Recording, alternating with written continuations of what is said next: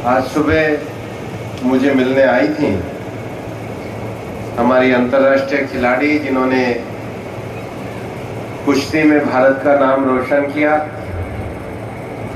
और जब वो सुबह जमालपुर मेरे को मिलने आई तो मैंने उन्हें कहा कि चलो एक लाइब्रेरी के प्रोजेक्ट में आपको मैं साथ लेकर चलता हूँ। और मेरे आग्रह पर आपके बीच में आई बहन बबीता फोगाट जी, हमारे फाजिलपुर के सरपंच भाई गोविंद जी, और इस इलाके की बेटी जो स्कूल के बाद अपनी पूरी पढ़ाई जिन्होंने अमेरिका में की, और पढ़ाई करने के बाद जब कैरियर को चुनने का मौका आया तो अमेरिका में अपने कैरियर को छोड़ करके इलाके में अपनी दादी के नाम से फाउंडेशन बना करके लगातार आपके बीच में सक्रिय है।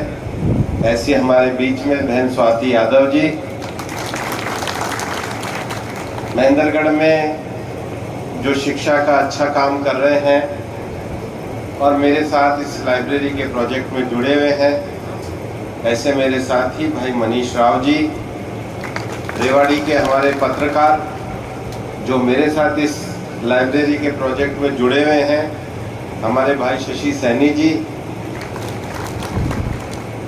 अजीत राव जी, और मैं एक नाम नहीं लूँगा तो फिर जान नहीं पाऊँगा, राममान सिंह जी, ओम प्रकाश जी हमारे सरपंच मानेसर से, हमारे जयंत चौधरी जी, फाजिलपुर के हमारे यूथ क्लब के सभी सदस्यगण, और गांव के मेरी माताएं, बहनें, बुजुर्ग, नौजवान साथियों, आज विजयदशमी के इस शुभ अवसर पर एक ई लाइब्रेरी का आज बच्चों को समर्पित करके कार्यक्रम प्रारंभ हुआ। विजयदशमी का अर्थ है कि विजयदशमी के दिन भगवान राम ने रावण पे विजय प्राप्त की थी। और भारत में ही नहीं, दुनिया के बहुत सारे देशों में इस समय रामायण होती है।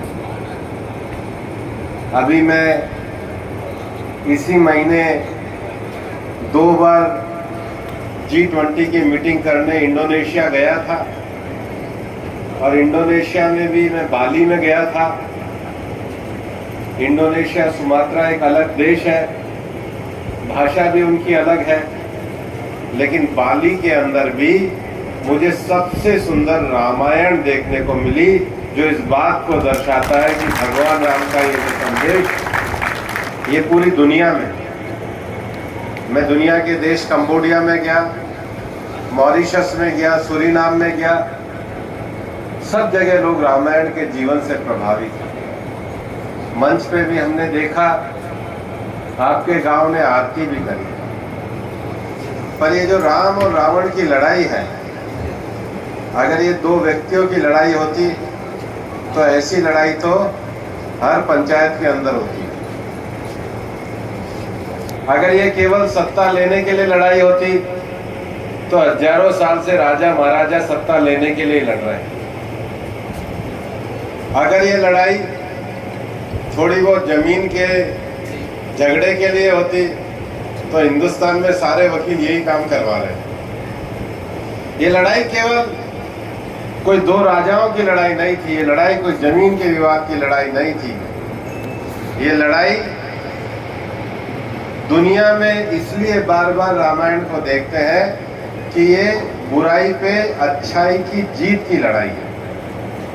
और अगर बुराई को हमें अपने अंदर से निकालना होता है तो बुराई को निकालने का अर्थ होता है बुरी प्रवृत्तियों को निकालना होता है। रावण बड़ा राजा था, लेकिन दूसरे की पत्नी को लाने का किसी का अधिकार नहीं।